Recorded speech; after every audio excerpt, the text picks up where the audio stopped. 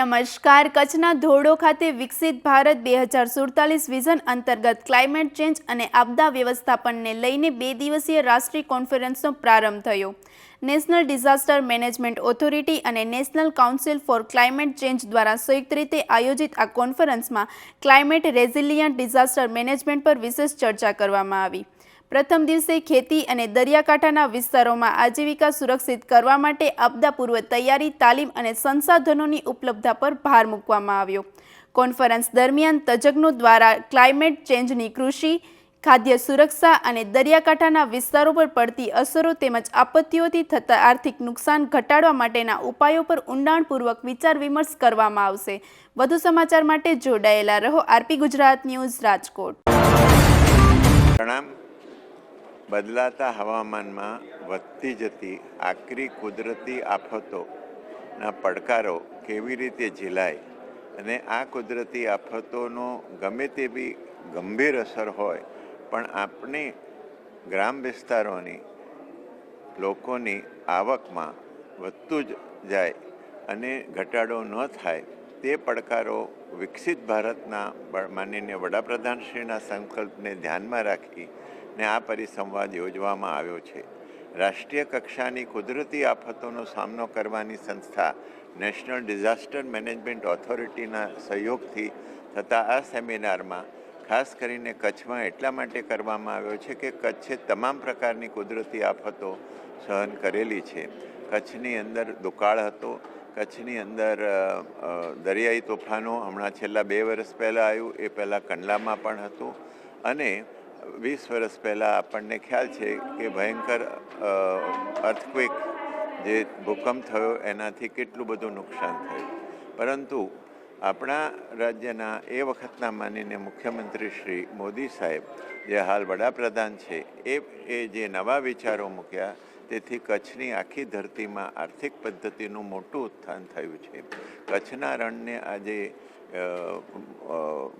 Tourist spot તરીકે develop કરી અને મોટી આવકનું સ્થાનિક લોકો માટે રોજગારી ઉત્પન્ન કરવાનું સાધન થયું છે. આવા વિચારો જે કુદરતી આફતો આવે તો પણ કોઈ આવકને અસર ન થાય, નવી રોજગારી ચાલુ રહે, એ આપણા માનનીય વડાપ્રધાનશ્રીની કલ્પના છે.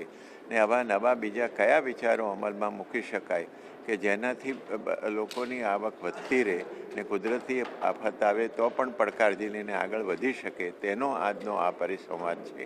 આભાર. आज हम भुज की टेंट सिटी में नेशनल डिजास्टर मैनेजमेंट अथॉरिटी और national council for climate change, sustainable development and public leadership NCCSD मिलकर विकसित भारत के लिए क्लाइमेट रेजिलिएंट डिजास्टर मैनेजमेंट पे एक कॉन्फ्रेंस कर रहे हैं. इस कॉन्फ्रेंस का मुख्य उद्देश्य है building A climate resilient future, main streaming disaster risk reduction in agriculture and coastal livelihood for विकसित भारत. तो जैसे आपको पता है कि इंडिया का 7,500 किलोमीटर का कोस्ट एरिया है, 70 इसमें डिस्ट्रिक्ट हैं और लाखों लोग यहाँ पे अपना एग्रीकल्चर, फिशरीज़, पोर्ट, सिटीज़ में अपना निर्वहन करते हैं. और जैसे जैसे क्लाइमेट चेंज हो रही है, टेम्परेचर बढ़ रहा है, ह्यूमिडिटी बढ़ रही है, जिससे इन सब की जो लाइवलीहुड है उसमें दिक्कतें आ रही हैं. उसके अलावा आपके साइक्लोन्स आते हैं. उसके अलावा जो समुद्र है उसका लेवल बढ़ रहा है ग्लोबल वार्मिंग के कारण, और वो जो कोस्टल एरिया है उसको इरोजन कर रहा है. तो बहुत सारी समस्याएं हमारे पास आ रही हैं कोस्टल से रिलेटेड. तो कोस्टल इरोजन है, और जब समुद्र का पानी जब धरती पे आता है तो नमक की क्वांटिटी बढ़ जाती है, जिससे कि जो प्लांट है वो सर्वाइव नहीं कर पाते हैं और जो एग्रीकल्चर है उसका नुकसान होता है. तो उससे फार्मर को नुकसान होता है. साइक्लोन आता है, घर टूटते हैं, उजड़ते हैं, उसको डिजास्टर मैनेजमेंट करना है.